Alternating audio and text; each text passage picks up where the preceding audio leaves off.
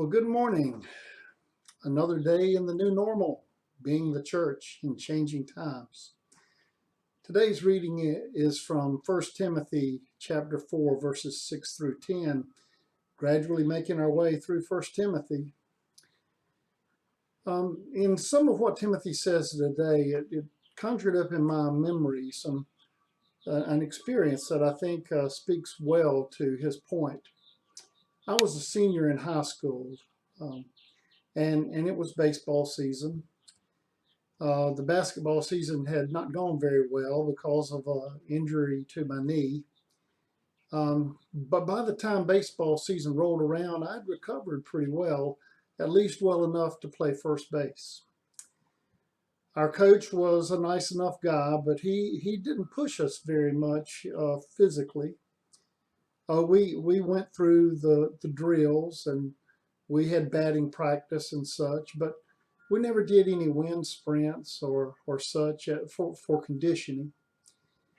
Baseball practice was always immediately after school. We had just enough time to change into our practice clothes, gather our gear, and go out to the field. It was always the same thing. Coach would meet us at home plate. He would talk to us a little bit about the upcoming game. We would then break off into our various groups, work on our skills. Following that, we spent some time in batting practice, and at the end of practice, we'd have a very brief meeting and then head home. Well, one afternoon, as we gathered at the baseball diamond, Coach wasn't there. He couldn't meet us that day. Apparently, he'd gotten sick the night before and wasn't able to make it to school that day. So as a substitute, our football coach, who was also our track coach, was filling in for him. You did notice that I said track coach, right? He did a few drills for skills development. He took a few pitches for batting practice, and then at the end of practice, he said, "Okay, men, before you head home, I want you to take 4 laps around the park." 4 laps around the park measured a mile. Well, I really wasn't too concerned. There was moaning and some griping going on among some of the other players, but I wasn't fazed. You see, I had played football under this coach, and I was accustomed to being in good physical shape because of the drills that he put us through. So when he blew the whistle, I took off. When I passed the quarter-mile mark, I was leading the pack. No one was even close. As I passed the half-mile mark, I noticed that some of them had closed the gap a little, and my breathing wasn't as easy as it had been. At 3/4 of a mile, a couple of them had passed me, and by the time I finished lap number 4, I didn't know how many had passed me, and frankly, Miss Charlotte, I didn't really care. That's when I realized, and so did the coach, that I had not done a very good job of staying in shape. I tell you this story because I think it illustrates the point that Paul is making.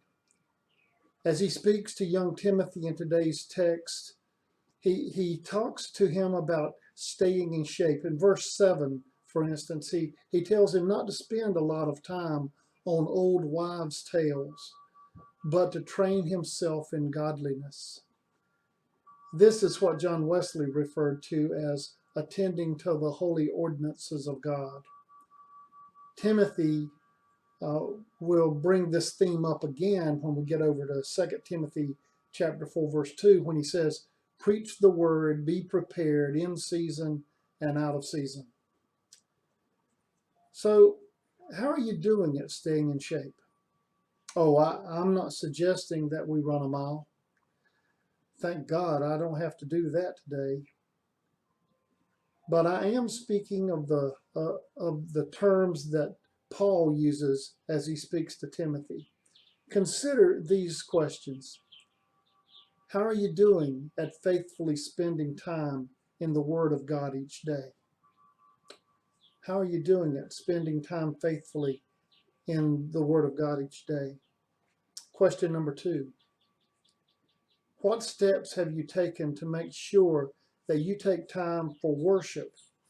And what does that look like in today's circumstance? What steps have you taken to make sure that you take time for worship? And what does that look like in today's circumstance? Question 3. What is the main place in your life that you need conditioning spiritually? How will you take the steps to do it? What is the main place in your life that you need conditioning spiritually? And how will you take the steps to do it? Well, I hope you have a great day in our new normal and being the church in changing times. And may God bless you as you move forward, not only blessing you, but blessing those you encounter. Go in peace.